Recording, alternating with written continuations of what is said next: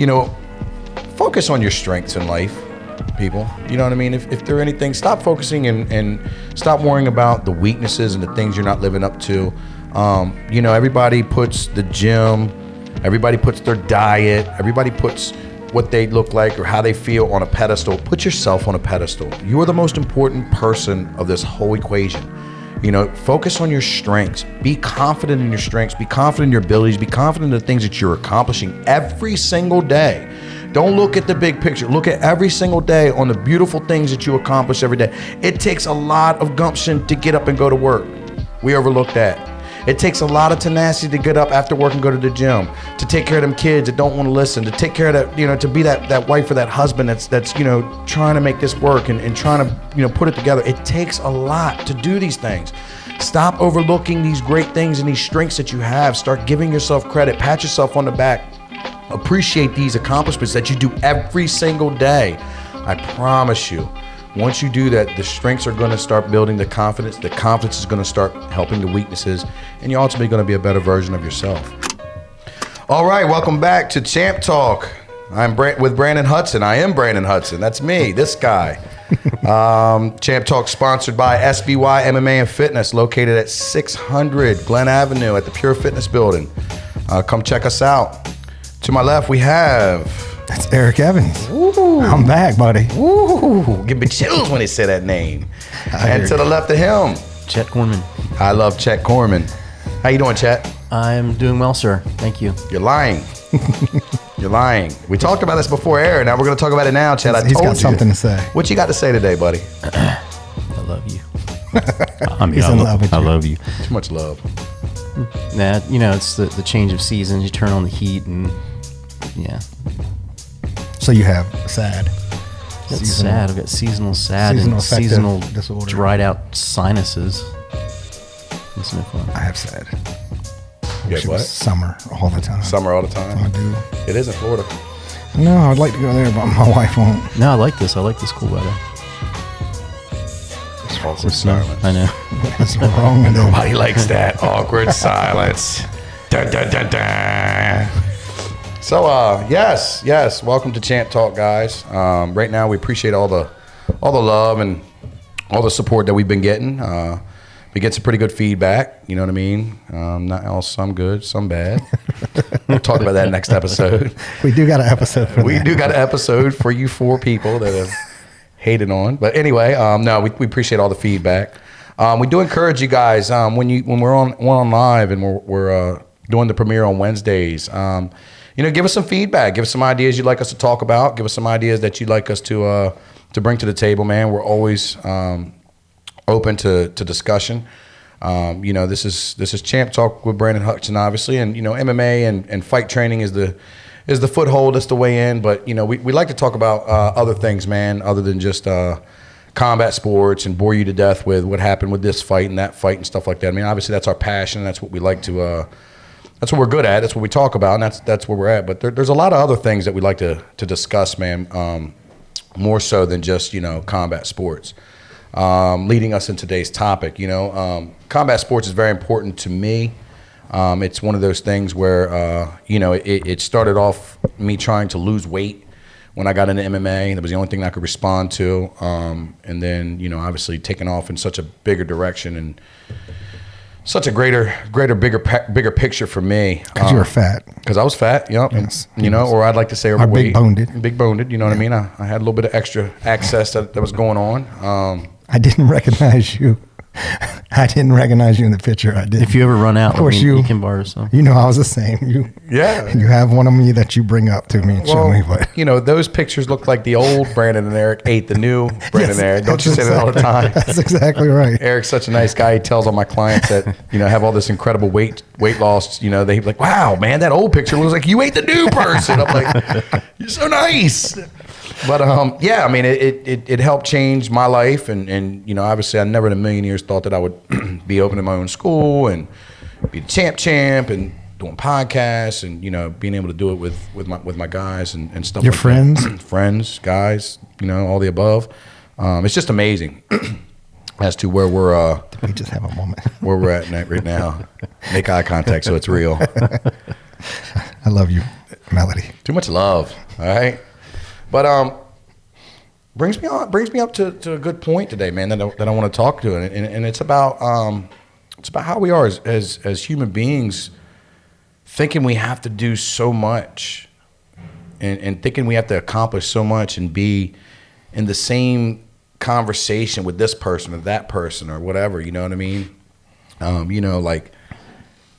Take it to the fight game. When I met you, you know what I mean? The only thought process I had was, I got to be better than Eric. You know what I mean? I have less than a year experience. Eric has 20 some years experience at the time. But right away, I feel like I have to jump, 20 years of knowledge and expertise and all of a sudden become, this great martial artist in the 6 month that I've, just met him and stuff Right. like that. And we do that in so many aspects of our lives. We do that with everything, with fitness especially. But it goes on to talk about, I think the biggest thing is focusing on our weaknesses too much.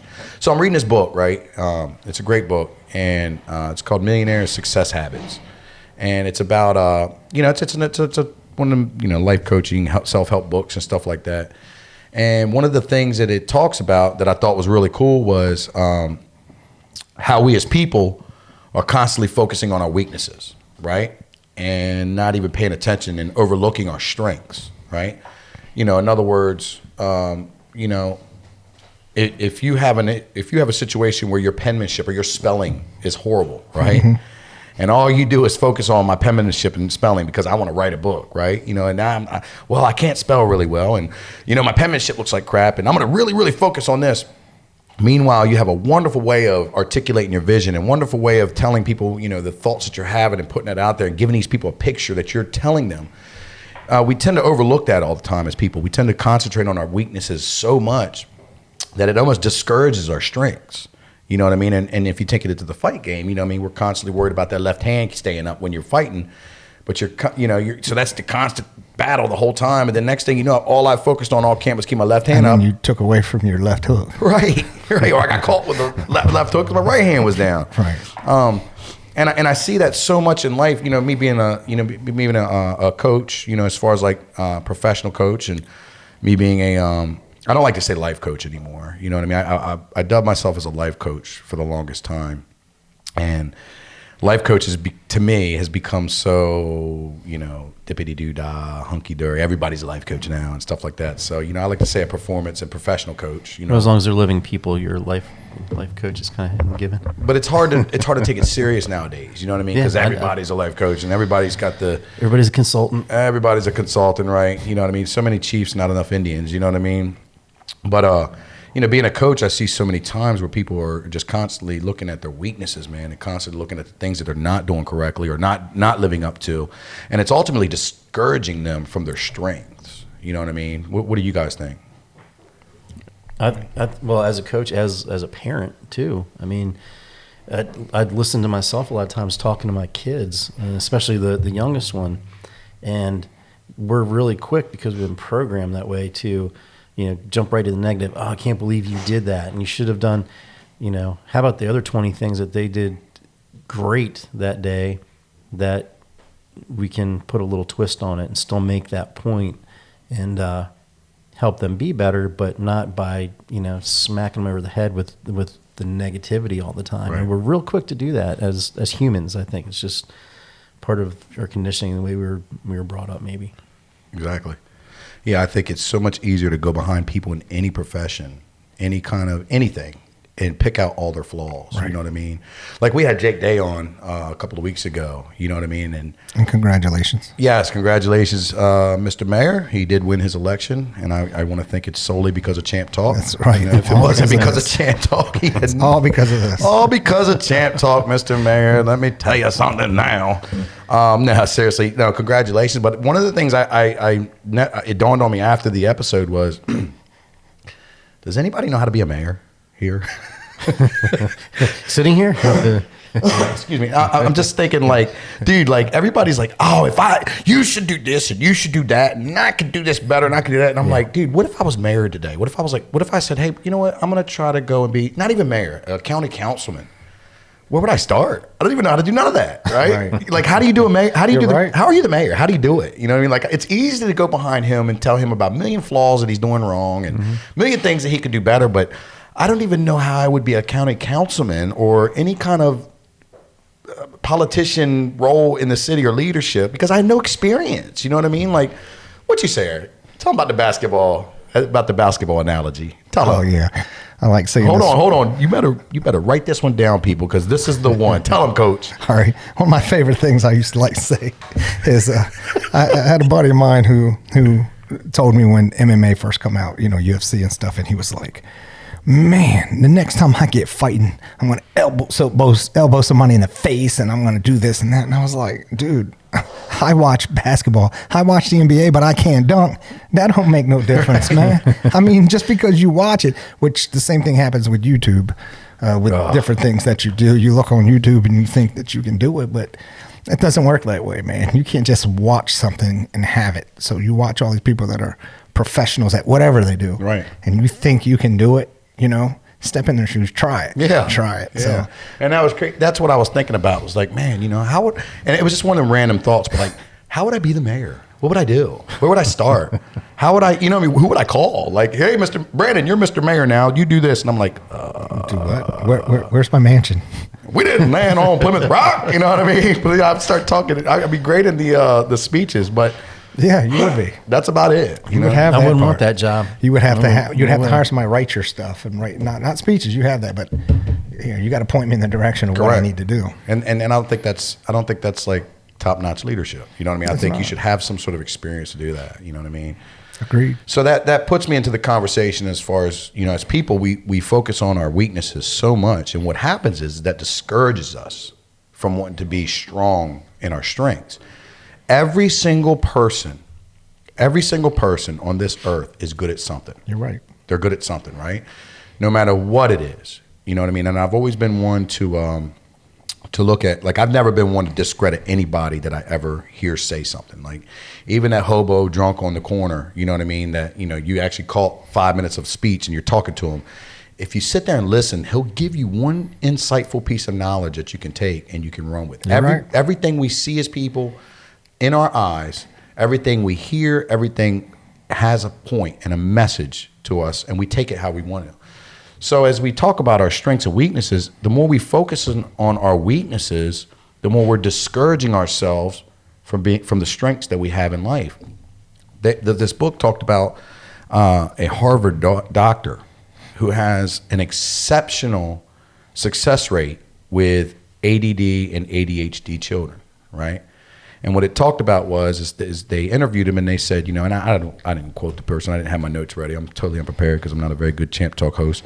But anyway, they talked about it and they said, okay, so how are you getting these kids with ADD and ADHD to learn, to want to try? And he brought up the topic, and this is a great analogy. He said, well, first of all, we find out what they're good at. So if you have, take the three of us, Eric, he say he has ADD and he's in school, right? And we say, Eric, in the class, you're going to read this book about leaves, okay? And you're going to have to read this book about leaves and when they fall and stuff like that, right? Then I might leave. And you might leave, you know what I mean? See ya. So Eric reads this book, right? And now the teacher's saying, he's having trouble reading this book. Well, Or concentrating or telling you what it's about. correct. My understanding about ADD is it's a focus thing. It's not about, Right. It's not about you can or can't. It's about a focus thing. So now you're putting Eric on the spot. You're telling him, to read this book about leaves, and he has no care about leaves at all. Right. Right. He gives two craps, and then you start throwing the other things at him. Well, Eric, you're behind. Eric, why haven't you read this book? Eric, the whole class has, and now you're discouraging this child from reading, and then the behavior traits come out. Then he starts acting out, or he gets frustrated, or he's getting discouraged inside over and over and over again, right? And they talked to this doctor, and they said first of all they're going to find out what Eric's strengths are. Eric likes pencils, right? So Eric, why don't you read this book about pencils? Why don't you separate the pencils, organize the pencils, create a pencil, draw a pencil, do everything that has to do with pencils, correct?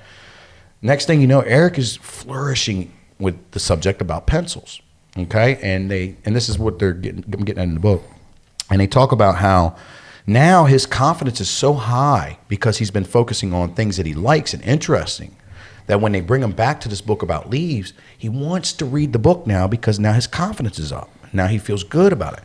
And that was such a strong insert to me because I watch people that I'm, personal training and people that are in the fight game focusing on all these things that they're not good at.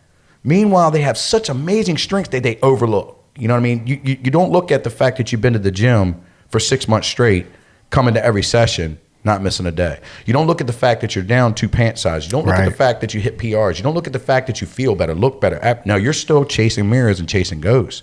And it ultimately demoralizes our confidence as people going into the workplace, going into a marriage, going into feeling good. You know what I mean? Have you guys had any experience with that?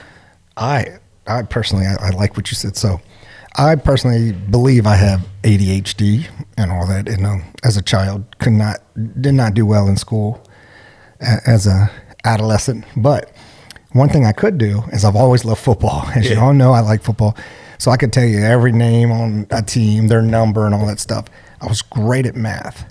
But what I did was when I tried to figure out something that had to do with numbers, I related it to football names, right. And I could get it just like that. For whatever reason, that's the way I worked. So I could tell you what all this was because by relating it to something that I absolutely loved. And so by you saying that and going on about it, that's exactly what I was thinking about. I couldn't do it in other things. I was like, and I would when I'm trying to think of something. I'm like, how can I relate this to football? Right. I'm like, if I can relate this to football, I got it. And I can't. But it's 7 by 7, 7, times 7 or whatever. I knew that 7, touchdowns is 49 points. Right, it's like, man, I knew that because I know, all that. And so when they asked me, it was funny because one thing they ask you when they're looking at you and talking about your brain and stuff, they want you to count down from 100 by sevens. I was like, that's not going to tell you that I got any problems because I can go right down all the way to nothing. Let's from do there. 6. Let's do 5. Do something different. I'll tell you, you'll get me, but it won't be sevens, and I could do that and would miss every other thing they asked me. But I got them, this is good. You're 1 out of 23.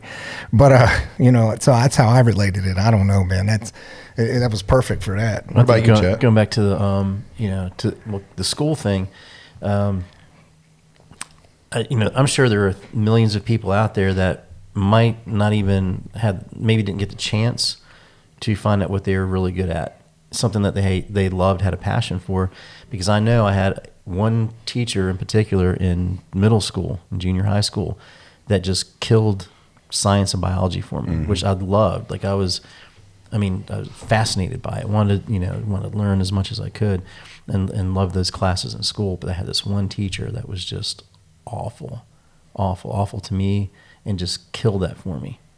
And then from there on out, no interest. Well, that's a whole nother topic in itself. You know what I mean? As far as the educational system and the pluses and the minuses that the teachers have going into this. Yeah, but that's situation. people. And it could be any topic, any person, any age. But I do remember that, and that's something that just popped up now as you're saying this. Like, I kind of remember that 30 years later, being discouraged completely. Just 30 years, thanks. Yep, completely discouraged, and I will never know. Could I have done something with that? Could have been a scientist, maybe. But that's the reason. So I don't understand how you were able to take anything I ever gave you and use it, because did you ever get anything positive from me? Everything was negative. I was on you. I rode you so hard, man. But you knew that. You knew that's what I responded to. I did. You knew. I'm the type of person. I'm old school, right? You tell me I can't do it. You tell me I ain't shit, all right? I'm going to come back and I'm going to prove you wrong. And I've always been like that. Like, dude, I had so many, we talked about this. I had so many people tell me I couldn't, obviously do MMA at my age. I couldn't become a champion. I couldn't open my own business. I couldn't be a personal trainer. I couldn't be all these things, right? And that was just one of the things that, I always resonate with me. You know what I mean? I saw one of my old football coaches across the bridge at a powerlifting meet, and this guy made me the animal that I am. He made me the animal that I am. He showed me in 9th grade that, he took what I had, my heart, and he showed me, and I hated him. I hated this mother so bad, dude. Oh my gosh, I hated him. I mean, I literally wanted to fight him. I mean, there was nothing I could do because he was so big and I was so scared of him. But, I wanted to, right? You know what I mean? But he understood what made me respond. Right. And it built the animal that you guys see now, and you know, the tenacity and the toughness that I carried with me in life and in the cage. But you knew how to make me respond to your training. You knew if we dog Brandon, if we talk down to Brandon, if we say he ain't shit, you know what I mean? He's going to come back harder and try to prove us wrong. Not everybody responds to that. That's right. You know, not everybody responds to that kind of training. And that goes with the teaching, with the school teachers. You know what I mean? Now, again, we're not going to get into the debate right now, the topic about, you know, the school system, because that's a whole nother talk. Oh, yeah. And I'm by no way, shape, or form bashing teachers. Not at all. But I'm saying that was my personal experience. Yes, but it goes with the teaching that some teachers are there for a paycheck. Right. Some teachers are there for a passion. Some teachers there to make a difference. Some teachers there are burned out. Just like people in all industries, all walks of life. Most teachers, the majority of them, are so frustrated because of the lack of support and lack of anything they're getting from the school system, from the classes, from the parents. So the point being is when you have a teacher that can identify the differences between this student's learning abilities, what this student responds to and that student's respond to, then you're talking about getting something out of, which I think is another topic about how, you know, we're teaching everybody how to do A, B, and C for so long. It's really watering down the learning. Why don't we start pulling out the likes and dislikes and start individualizing how well this kid can respond to this thing, and then we start building strength, just like the military does. You know, everybody signs up. Pohanka does it. Pohanka of Salisbury, you know what I mean? Shout out to them. Before you get hired, you take this test, right? And it's called a DISC profile test, right? It's a beautiful test, and it's very awesome. But what happens is you take this. I don't know how many. I took it before. I don't know how many questions. It's like 50 or 100 questions, right? And it's a profile. And based upon your answers, it shows you where your strengths and weaknesses are, so that they can say, hey, you know what? I know you signed up for sales, but I think you'll be better in the accounting department. Wow. Or I think you'll be better in the marketing department. Or I think you'll be better, you know, all right, you want to be in sales now, but you know what? You have what it takes to be a finance manager. So we're going to put you in sales for now, learn the system, but we're grooming you for the finance department. Right. And what it does is that's why Pohanka is so successful. But they definitely would have put you in sales, right? Oh, man. Not financing. No, I'd have been cleaning toilets.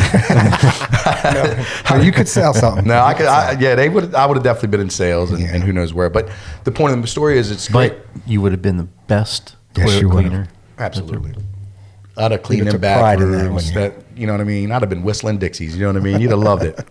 And that's not a joke. I'm just saying that if, you know, that is, hey, we think you're really good at this, but you could be the best person for that job. Correct. And ultimately, there's so many wins on that side of it. You know what I mean?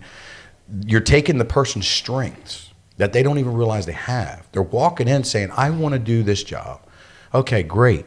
Well, we can set you up for the job that you're applying for. We can try to make you be something that you're not good at. We can waste the talent that you really are good at, and meanwhile discourage you because you're not living up to the hype of what you want instead of what you need, right? On a business side, on the other end, I've just wasted a year's time on this employee that's going to not do well when I already knew this person could do so much more in this field. True. And that's life. That's what we do in life. That's what we do here in life. We're talking about, you know, I love basketball, right? I can ball, okay? But you can't dunk. But I can't dunk, right? And I'm only going to be but so tall. I'm still growing. You know what I mean? Maurice, I see Maurice giving me the eye. Maurice, you know I got you too. I busted you up a little bit too, right? Maurice is good at basketball too. Yeah, Maurice is good at everything. Only when he was DJ B-side. Now that he's you know, come through podcasts, I don't think he's I don't think he's as good as anymore. Nah. I got you. No, Maurice is good ball, man. Shout out to Maurice. Shout out to the podcast, the Come Through podcast bar. I never got a chance to give them the love, man. They're doing such great things. They're doing so much great things for us. So shout out to them. A little shameless plug real quick. But anywho, yes, I love basketball, but I'm not gonna be the next basketball star. But meanwhile, I'm focusing all my life on playing basketball. And you see these guys, these old talented sports athletes, and they, you know, most of the time, if you didn't make the scholarship, you probably aren't going any farther, right? You're right. And you see, and it's not all the time. There's a bunch of selected different people that actually, you know, walk-ons and stuff like that become What's this the percentage of that? But the percentage, you know what I mean, is very slim doing that. But meanwhile, they'll play semi-pro ball. Thinking they're going to get signed, thinking they're going to go somewhere. And it's great that you think that, and it's awesome that you go. But what time are you wasting when you should be doing something that you're really good at? Right. So in life, we want to focus on the things that we want to be instead of the God-given gifts that we have and the strengths that we have to take us so much farther in life. So now, I'm constantly focusing on, let's play it on myself. I knew at 29, 30 years old, I was never going to the UFC. That was never in the cards. I actually told you, Eric, I was never going pro. Right. That was never in the cards. That's right. I knew that when I started MMA, when I took my first fight, that I was not going to be in the UFC. I don't have the ability to do so. Not the talent, not the work ethic, and it's not saying I couldn't have made it. I had a family, I had a career, I had things that are holding me back, as far as not holding me back in a way of progressing in life, but when you have a mortgage, you just can't stop and go to Colorado and train. You're right. When you have kids, you just can't stop and go. That's not, in that time of my life, that's not what I want. Now, I could have said, you know what? Fuck this. I'm out of here. I'm going to be a UFC star. Mom, take care of the kids, figure out a way to pay the bills. Daddy's going to make it, right? And how much of my life would I have wasted chasing that dream? And that's beautiful, because I feel the same way and felt the same way about acting. Mm-hmm. So had this all come about, instead of 3 years ago, me being able to get my foot in it, had it been when I was 18, I would have chased it. Yeah. I would have rolled to New York. I would have went to LA, wherever I needed to go, because I can't now. I have a family. Correct. I can't leave. You got bills and you got everything, but I need to be here for my family too. I can't just get up and go. So, now that I've, had my foot in the door, I've had to turn down a bunch of things because of that kind of stuff. It's like a bunch of roles that could have took you somewhere. And that could have. Yeah. I've had a lot of stuff like that. I remember they called me one time for a Showtime show, and I had to turn it down. And, some of the other actors I'd worked with said, dude, you got to take that. Fox owns Showtime too, man. This is it, man. This is big. And I couldn't do it because of that. But that's, and it makes perfect sense of what you said, man. Just like what you said, I just couldn't do it because of that. So I couldn't waste my time. I'm not going to ruin my family and get up and go and leave them and have all this, and that would definitely would have ruined that. Absolutely. But go chase that. Plus, how many years do I have to do that? I'm not 18 years old, man, so I couldn't do it. But well, Chet, I think you were in the same boat with the band. You've been in bands. Yeah, similar. Yeah, I would say. You could have sat back and packed it up and went off and, lived the 80s rock lifestyle, you know what I mean? Chasing women. Yeah. You could have been doing all that, but, realistically, at what age do you say, you know what, enough is enough? And I know for me, at 29 years old, those were never in the cards. Now look at the flip side. Understanding that my weaknesses over my strengths was more important. My strengths over my weaknesses was more important. Look at the impact that we've been able to have on this area, right, with just being a local champion, right, just being a local MMA guy, right? I've never understood or never envisioned how much impact that we have now on people just off a freaking Facebook post. Right, and you do it all the time. Oh my God, and I have so many people come up to me and say, hey man, I watched your little live video, and every time I watch that, it gives me a little hope, and I needed it that day. And I'm like, I'm like, yes, that's the point. That I don't know who needs to hear this today, but and I told you that, yours are some of the few videos that I'll watch, in its entirety, because there's always something good. The nuggets you were talking about, you always, you're getting those nuggets. You putting out the thing about when you're talking about being vulnerable, talking about depression or any of that, and somebody hit somebody, but somebody hit you up, making sure you were okay. Yeah. And you weren't even talking about yourself. But whatever it is that you said in that hit them in a way that they made them think about you. Yep. So, and a lot of times when you're talking about yourself or you're talking about anything, but that's good that you can actually talk about something else that is not affecting you. But when you're talking about it, your vulnerability, and you're talking about it, whoever's going through that thing, trust me, it hits them. It's like when you're at the sermon you need to be at when they're talking to you. And when you're doing that and it's talking to somebody, man, that makes the world of difference, man. And it's good. I love seeing that about you put something and then you see all these comments, because you'll read them and they're like, I needed that, Brandon. Yeah. And that's awesome. It really makes me feel like I'm moving in the right direction, and it makes me understand. I know that my gift is the gift of gab, right? I know that my gift is one of the things when we buried my grandmother. My grandmother was my person, right? She was my you have these people in life, right, that you're really close to. Then you have your person, right? And with my grandmother, there was no secrets. She knew about the streets. She knew about the infidelity. She knew about everything that I've ever done, wrong and right. You know what I mean? Because that's the only person I had. And my mom, I love my mom to death. My mom is awesome, right? But sometimes you're too close. Mom's raising this hard head. You know what I mean? And Right. mom's always going to have that. You know what I mean? I want my baby boy to do right. You know That's what right. I mean? Sometimes that some of those conversations you can't quite have with mom because it might hurt her too bad. But my mom done watch mom's dumb shit, and her son's dumb shit, and everybody else's dumb shit. My mom's been through this. She got a little bit more wisdom with the age and stuff. So she was my person, man. You know what I mean? She was the one that really, I think all the life coaching, all the stuff that I've done, and says comes from. And so she died about 2 years ago, man, and I was really at peace with her death.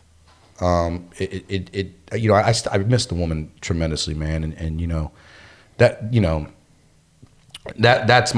it. I miss her to death, but seeing her in the pain that she was before she left, and seeing that weakness of that wasn't my grandma. You know what I mean? Right. We had home hospice care. And, she had COPD, and we're administering morphine every hour to keep her sedated. That's not the woman that she wanted to be remembered by. So I was very at peace, and also I was left in a role of having to take care of everything when it happened, because she knew my mom would just be literally all over the place, and she was. My mom was so heartbroken, still is. My cousin was too. She knew that I could handle the boat. We had many conversations about it, but anyway, before I start crying, she was my person in life. All right, she was the one that I could talk to, and when she passed, everybody was calling me. I had all these older people that were friends calling me, right? And they would all say the same thing, bro. They would all say how she was the one that would get them through the hardest points in her life, right? Like, she would be the one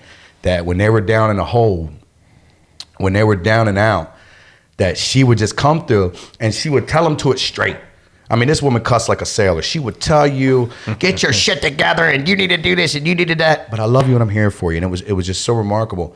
And she also said how they also would say, and this is what everybody kept saying, the same thing, how when she talked to you, you felt like she was listening. She felt like you were the most important person in the world, and it meant the world to them people.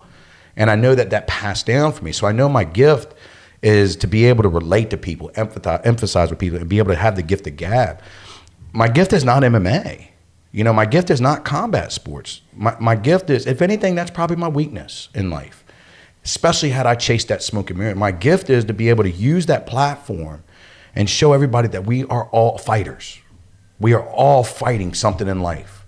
We are all battling depression, anxiety, oppression. We're battling jobs. We're battling freaking obesity. We're battling relationships. We're battling our kids. We're battling everything in life. We're fighting every single day in life. We're waking up every single day saying, you know what, I got to keep fighting. I got to keep pushing. I'm not done yet. I'm not done yet. And I think focusing on our strengths and recognizing what our strengths is going to push us in the confidence level and push us in the direction where, you know what, our weaknesses don't even matter anymore, because we got somebody on our team to handle that weakness. Right? I got somebody in my life, somebody in my support system, somebody in my group that, you know what, they can pick up where I'm weak and where I'm vulnerable. And I think vulnerability is the new strength. I think putting yourself out there and saying, you know what, I'm not perfect. I'm not the best. I'm not this. I do have skeletons in my closet, and I'm willing to talk about them. I'm not the best person here. I'm not perfect. I think people relate with that so much because people say, damn, me neither. And if somebody like Brandon Hudson, the champ, and Mr. MMA, and blah, blah, blah, if he can go out there and talk about how he wasn't the best in this area in life, what can I do for me? I saw somebody commented on the video about how they were so happy to see you, dude. One of our Champ Talk sessions, they were like, dude, I haven't seen Eric in years, and man, dude, he's the man, and stuff like that. And you've had people reach out to you about, just about what they're the Florida story. Tell me that. You were telling me about that earlier. No, just guy called me or hit me up about wanting to know what to train martial arts for a 16-year-old, but they're not from here, and they don't live here. They live in Delaware, so not far enough that they could come, to us. And he was asking me what he needed, but he needed the discipline and everything. So I broke down to him what you wanted to do, and if you're wanting the discipline, then let him take karate, man, if that's what he wants to do, because you got to go in there and you got to ray, and you've got to, it's us, and it's just the respect thing. I said, if you want to know how to fight, you want to learn how to fight, you need to do this. And MMA, you want to compete, and go do jujitsu, man, because you can do that forever, man. And you can still compete and get that. And, was breaking everything down for him. And then he had posted it on there about looking for somebody in this area. And then a guy from Florida that went to school, I haven't seen him since high school, but he had posted something, and the guy hits him up and says, hit Eric Evans up, man. He can teach him all of that, man. Yeah. And then he said, I've already reached out to the master, and and it was neat to see that, on there from somebody that I haven't seen in forever. 30 years later, but still, obviously, still sees and keeps up with you and sees what you're doing, and I know a lot of people still. They know what you're doing. They can tell, because anywhere you go somewhere, somebody will say something, man, you're still into that stuff. Yeah. You're still into this, man. And so it's nice to see that which social media has helped out a lot, hasn't it? well, thank God. I mean, think about where we would be if you didn't do karate anymore. We talk about the karate thing and how a lot of schools and instructors water it down, and they don't make it legit anymore. It's all about money and chasing belts, and something that we don't do, and something that Pocomoke Karate and Judo doesn't do. You know what I mean? We stay to that true essence of what it means and what it's about. But think about if you bought into that and gave up on it. Right. Where would we be? Yep. Wouldn't be doing Chant Talk. Wouldn't be impacting so many people. Wouldn't be hearing people from Florida 30 years later saying how go talk to Eric. I mean, that was when you were in high school. Right. They're talking about how, you know your stuff. You've grown tremendously since then. We all have, right? Absolutely. So, yeah, I mean, just, so in other words, you need to get your butts to SBY MMA Fitness and That's train. right. You know what I mean? Learn something. Come see us. Yes. But seriously, man, just holding on to that strength, you know what I mean? And holding on and focusing on your strength, I think gives you the confidence to combat your weaknesses. And I've heard from multiple people, educators, and in this book, how when these kids with ADD and ADHD, if their confidence hasn't been killed and destroyed growing up, when they hit our age, they are like extra super successful because now they can hone in their focuses on what they're doing. Mm-hmm. And meanwhile, the rest of us are over here like, I got to do this, I got to do that, I got to do that. I'm like, nah, I'm just focused on this thing, and I'm just going to do this. And they are super successful, super driven. And I know this isn't about ADHD and ADD specifically, but that one of those things too is, do they really have that, or is it just a kid that's got energy like kids are supposed to have? And 100%. Who's making that diagnosis? Who's suggesting that they need? Because it is legitimate, and I've seen it. But I do remember, and we were talking about this, a few years back, running a martial arts school, and the summer camp. Every other kid, it seemed like coming through the door. Absolutely. They were, the parents. You're going down the list, and he's got ADD. He's got ADD. Here's his medication. Like, really? And like a lot of those kids, it was a pretty good percentage. A lot of them were just, I don't want to say they were hyper. They weren't hyper. They were kids, man. Yeah. You keep them focused. You keep them on task. You give them something to do. You engage. You interact. Right. And totally different person. And I know that goes for adults too, but I've seen it so many times that they're not given that opportunity, like you're talking about, to well, it's focus easy to on just throw the drugs at them. You know what I mean? Yep. Diagnose them, throw the drugs at them, get them out of here, right? Much easier to handle them when they're zombies. Exactly. And this isn't a dig at anybody who has a child with. And I have one. Yeah, So. we were going to get to that too because I was going to ask you about that. But this and I'm not saying that medication doesn't have its place, and I'm not saying that it's BS, because I believe it is a real thing, and some people don't. You see all the Facebook posts. Back in my day, it was a boot in the rear end, and there was no ADD when I was a kid. How about an ass whooping? Yeah. Nah, come on, man. But my whole point of that is like some people I get lumped in there and they're treated that way when they're just an average person that's not zombied out and not a couch potato.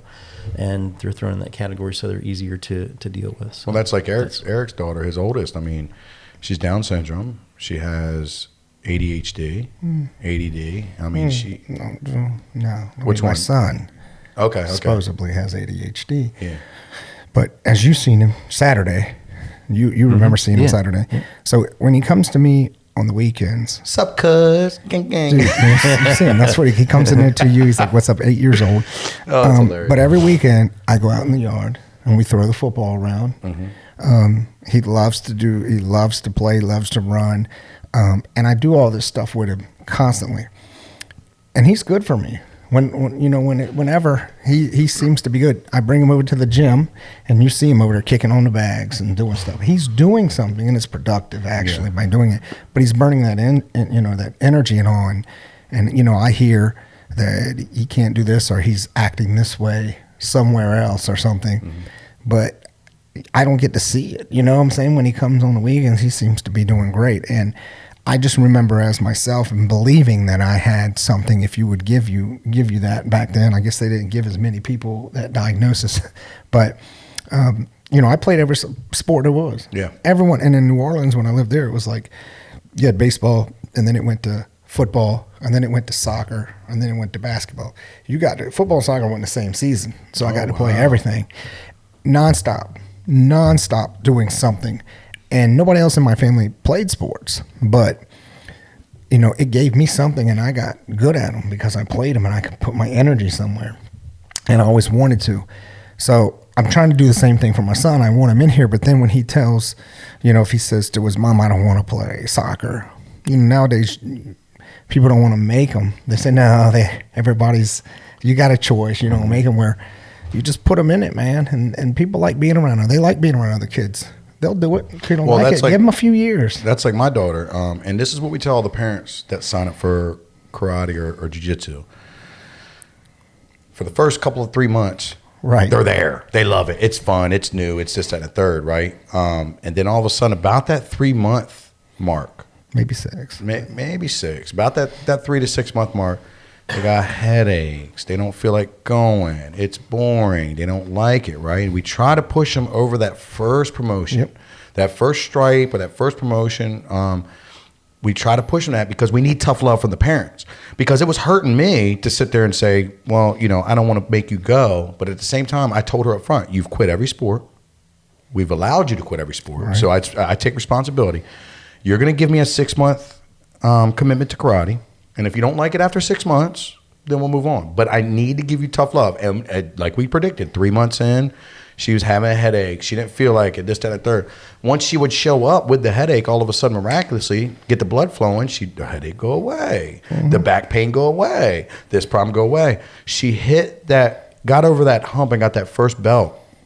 And it just was a totally different kid. And now she's running there this Saturday. She's over there with the kids. Yes. Showing them, teaching them how to kick and counting Japanese. Starting to get into the teaching aspect. And that's awesome. That's the thing that we tell the parents, like, look, I know they're going to back out and not want this. You signed up for a year. That's right. So you're going to pay this regardless. I'm not trying to be like that, but that's what you signed up for. This is the agreement that you signed. Make them go. So please give me the tough love. When they don't feel like going, make them come anyway.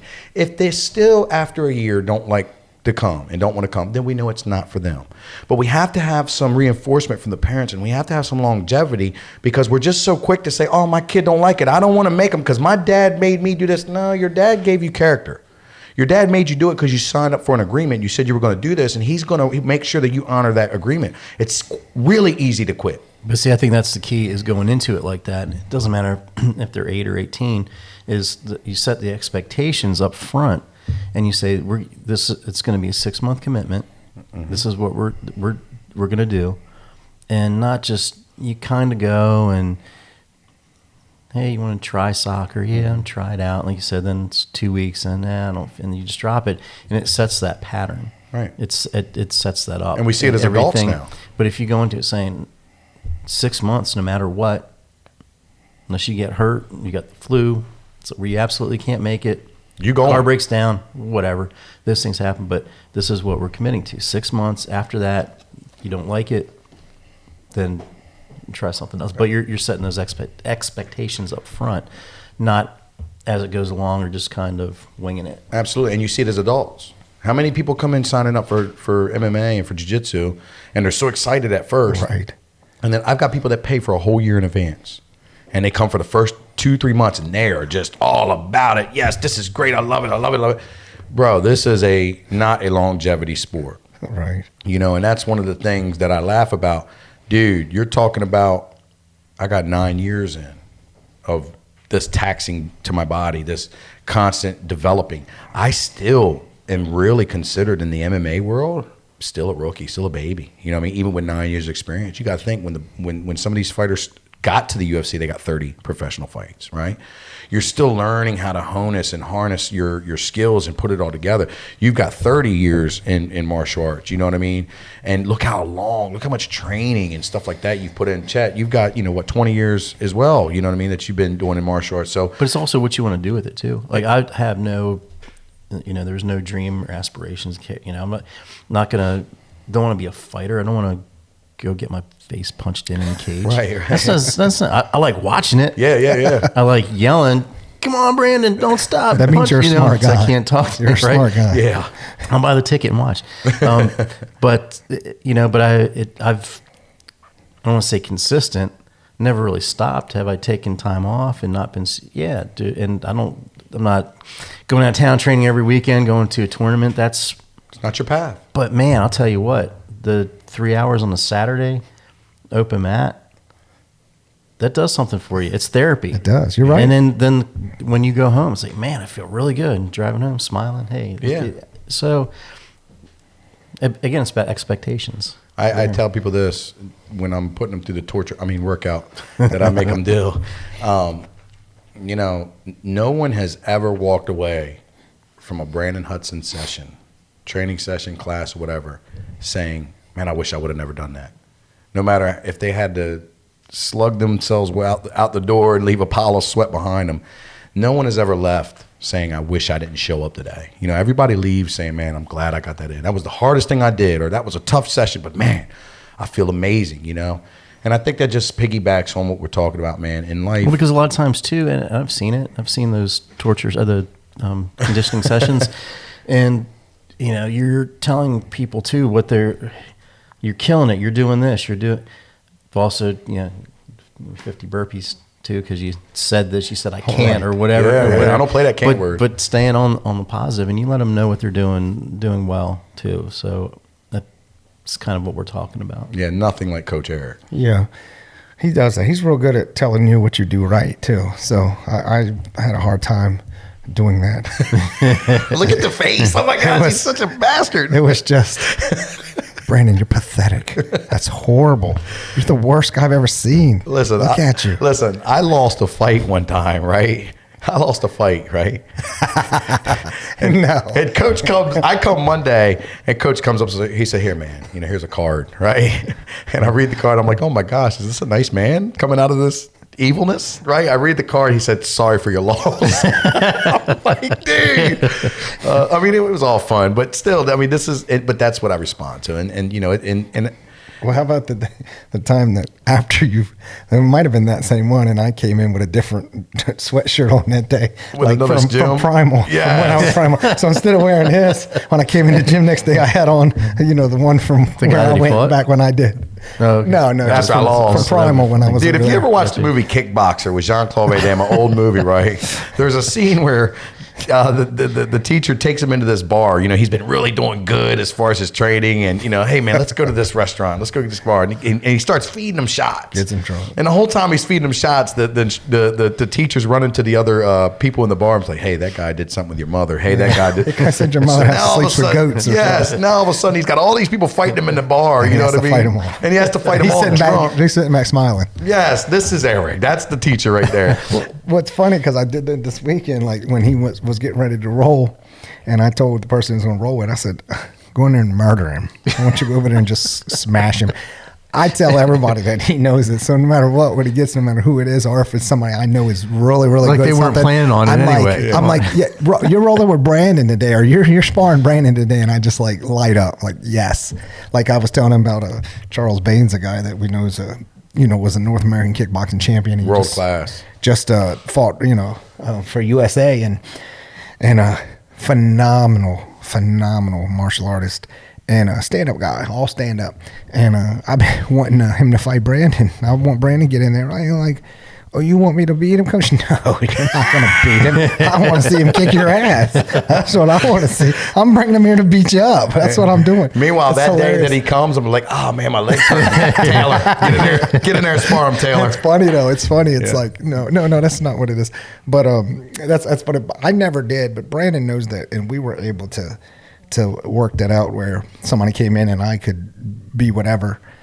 He was the one who would tell them and encourage them because he knows I'm not there to tell you what you do good. I was there to try to help what you need help on, and try to steer you in that direction. But you do need that part. You do need that positive, and Brandon never got it from me. I don't know. But I felt like Brandon would get it from the thousands of fans he had that were, oh, Brandon, you're the greatest. We love you. And I'm like, pfft. And that's what kept me humble. I remember one win I had, I come in to win and took about a week or two off like you do after a torturing camp. And then the first day back, he puts the whole gym on me. You know what I mean? You think you're good, do you? And I'm like, no, I don't think I'm good. He's so mad. And I just murdered him. He was like, I get it, Coach. I get it. Yes, man. Yes. I'm so mad. But it ultimately made me the fighter I am today. You know what I mean? And one thing people know is they know I scrap. You know what I mean? I get in there and I go and, you're going to have to put me out and break my arm or do something because, I scraps. But, that's the point of the whole thing, man, is focus on your strengths in life, people. You know what I mean? If there are anything, stop focusing and stop worrying about the weaknesses and the things you're not living up to. Everybody puts the gym, everybody puts their diet, everybody puts what they look like or how they feel on a pedestal. Put yourself on a pedestal. You are the most important person of this whole equation. Focus on your strengths. Be confident in your strengths. Be confident in your abilities. Be confident in the things that you're accomplishing every single day.